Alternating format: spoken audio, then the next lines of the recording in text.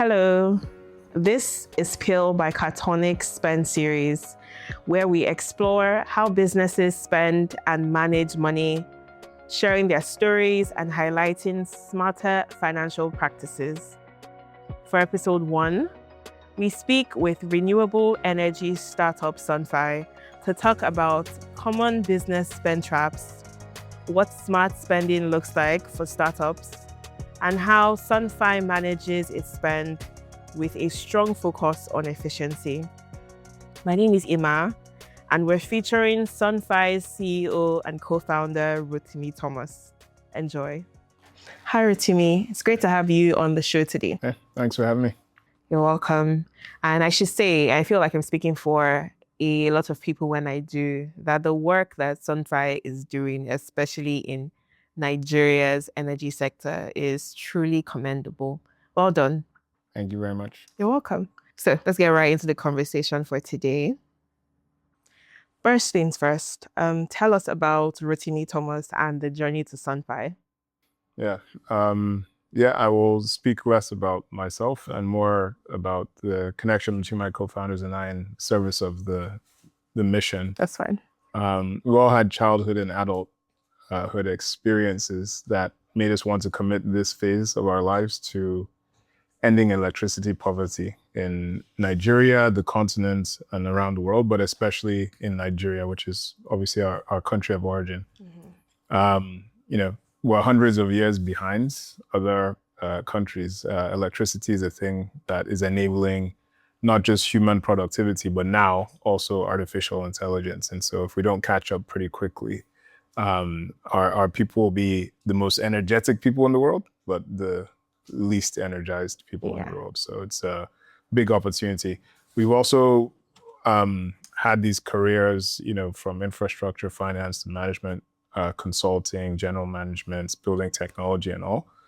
And we left those really nice jobs, but to come and live in service of this opportunity in this phase of our lives because of what I just said, right? Like the most important thing we can do for Nigerians is to turn the most energetic people in the world to the most energized and unleash our creativity. Yeah. But I think it became apparent to me and to my co-founders that there's a lot of structural problems that we have in this system. Electrification is all about systems thinking. That made it very difficult for centralized power systems to power all of us. And we're like hundreds of years behind the rest of the world. And at the same time, you see all these generator guys, they figured it out without grants, without all this help. They figured out how to create massive distribution systems that have allowed petrol and diesel generators to reach even the corners of Nigeria you wouldn't go to. Yeah. They reached it. And so I think the thought process is like, if they were able to do that, how can we recreate that, but for a cleaner technology that's better for the environment, is better for our people's wallets, it's better for our health, and it powers people's ambitions. So that's how we came around to getting into clean energy. First learned to be installers with a previous company, and then realized that there were a lot of the rails to actually build more of a super distribution channel for clean tech with flexible payment plan options and making it more accessible for That makes a lot of sense. Just to double down on that, I'm curious about Sunfi's early days. How did tracking spend work? What did it look like? Yeah, it was brutal. It was manual, from customers doing payment plans with us to looking on spreadsheets, creating all kinds of crazy things, calling each other, confirming spreadsheets, payment confirmations, texts. Right. It's gone a lot better today. It was quite stressful. So how much has changed? Like, what systems have now come into play? Yeah, I think there's one of the things that held us back, because we actually had the idea for something like Sunfi. I didn't know it would be called Sunfi many years ago, but we never saw all the rails from installers being available to technologies, and then also payment rails. So when we started Sunfi, one of the key decisions was we actually saw all the payment rail infrastructure that was there now present or coming to enable us to build our own payment plan systems on top of that. So today we have our own payment plan ecosystem for customers, but we built that on top of other technologies that enable it. Well said. So was there ever a business expense that made you rethink certain processes or put new systems in place for Sunfi? Yeah, those things tend to happen around um, people. When you see people struggling with regards to certain processes, you have to create efficiency, and then recreate processes around that. And out of that can usually come new technologies, Right. even products that we use to serve customers as well. Yeah. I think it's just choosing the right people, right? That when you get the right person, it's money really well spent, because it gives you the greatest leverage in pursuing your ambition. You can't build these startups as a company of one person, especially in something where you're taking software, combining it with physical interactions to deliver value to people. It takes a village to build it. I completely agree. And how does the team handle situations where, say, a campaign exceeds its initial budgets? So for campaigns and projects, it's we always say to our people that it's important to win the battle before you actually start fighting it. So how you set up a project or a campaign and picking the right metrics is very critical to being able to do what you're saying. So True. What are the 3, 4, 5 North Star metrics, and then using either software or using, if you want to do it manual as well, your columns that track periodically. What are the actuals? What's the projected? What's the actuals? What's the delta between those and the delta difference? And then the trend over time. If you're monitoring that, it allows you to course correct when one or all of those things are going wrong, and it allows the corrective action. So I think that's the way that we approach, because things will go wrong. You're not going to get it right on the first time. You just have to be able to follow the data and let it guide you. And I would say one of the things that we're doing as we're starting to grow up is to be extremely data driven. In our early life, there's a lot of instinct, and we knew what we were doing. We knew the space better than most. And I think today it's like very data focused and driven. Yeah. Okay. So we've lived through our own horror story days with Cardtonic when it came to international payments. And I'm curious about what that looked like for Sunfi. What did making USD spend or paying internationally look like for the team back in the days, especially when it was a very tough nut to crack? What did it look like at Sunfi? Yeah, I think, as I was saying earlier, it's super manual, very difficult, calling banks, calling different people, trying to figure out how do we move this from here to here and to do so properly. It was like just a nightmare in the early days. And it's interesting to see how far we've come in the tech ecosystem within such a short period of time, and also the enabling infrastructure that has been unleashed from CBN and all of that. So I think the ecosystem is rapidly developing. Now from the palm of our phones, we can communicate, open bank accounts in different countries. As a Nigerian company, it is a big deal. It is. To be able to just sit here, open up a bank account, and then interact and execute global transactions.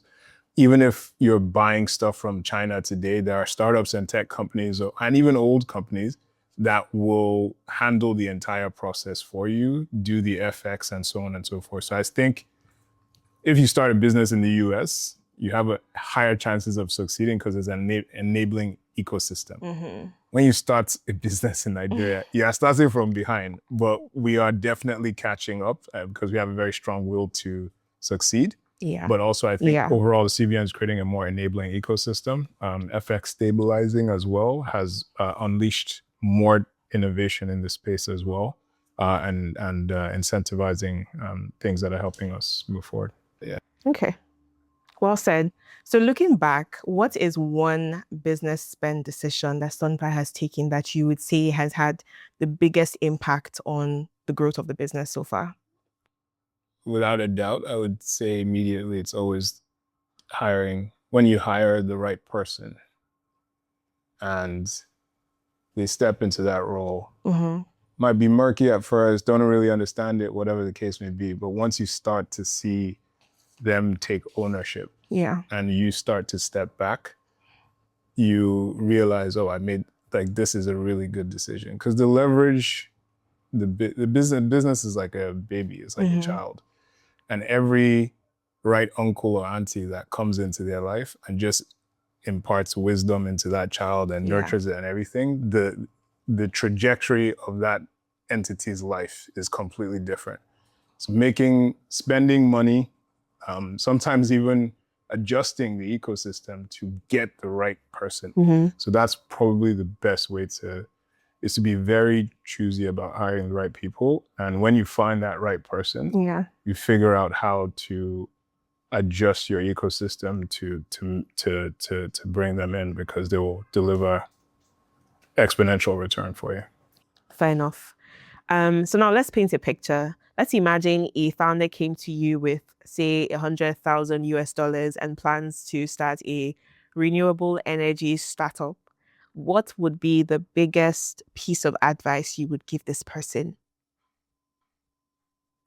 Yeah, they should ask for more money. But yeah, ultimately, if you're trying to raise venture capital, because I know a lot of people, us that call ourselves startups, our thought process is you're following the Silicon Valley model of venture capital typically when you try and refer to yourself as a startup. And I'd say for renewable energy, it is not just always about the software. At the end of the day, you actually have to deliver atoms and to people that know how to utilize it for business, and you have to deliver energy. And that requires some kind of communication with hardware. If you don't want to do it, someone else has to do it. Some people like to come in and just be at the software layer, but you have to remember the hardware is still needed at the last mile. And so that connectivity between the two. So I would say you have to, bring ideas and speak to the kind of infrastructure investors or venture capitalists that appreciate that nuance and can help that money go a long way. Do think about AI native ideas, because you won't be able to raise global VC in the coming days or age that we're in right now if you're not AI native or have some big component of it. So that's where the software side comes in. And then, of course, looking at infrastructure investors as well. They have their own types of things that they're willing to invest. So knowing the investor landscape, picking ideas that are AI driven if you want to stay at that coordination layer. If you want to do infrastructure investors, then being very efficient with how you use technology, software, AI, and all of that stuff to do project development can even get you much further ahead than anyone else as well. So those are some tips I would give.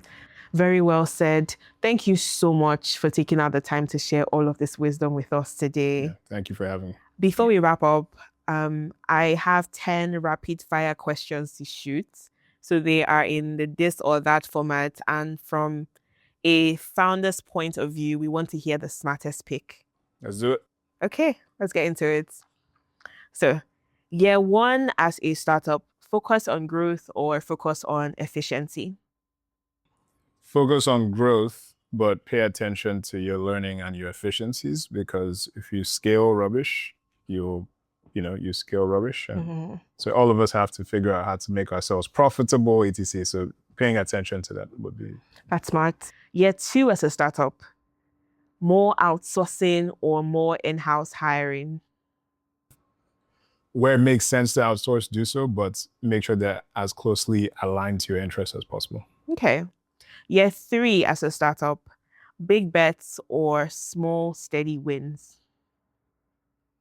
Ideally, you've been growing, but making small incremental wins that all culminate in product, market, founder, etc. fit, and capital fit that then allows you to take a big bet, and your board and everything have the confidence to go in that direction. What's more costly, money or wrong hires? Wrong hires. Yeah, you accumulate management and technical and just human capital debt that you'll pay one day with interest if you get the wrong hire. Spend tracking manually or with a software? Software. Bright hires in place or bright systems in place? Hires. You get where this is going. Yeah, okay. So what's the bigger burn? Underspending or overspending?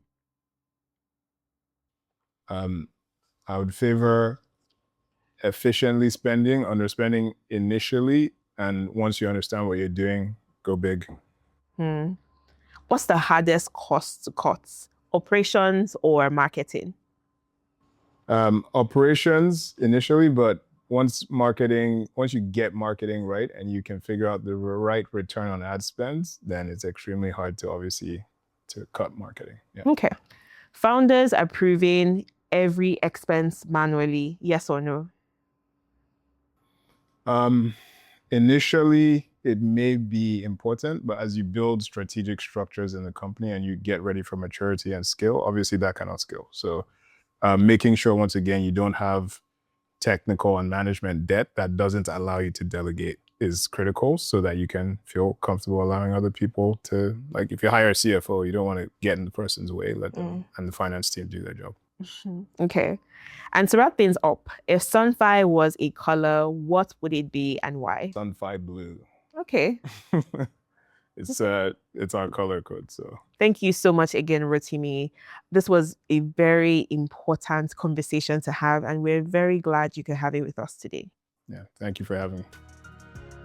This spend series has been brought to you by PIL by Cardtonic. PIL is a spend management platform built with fast-growing and high-performing startups, businesses, and agencies in mind. Until the next episode, keep spending and tracking smart.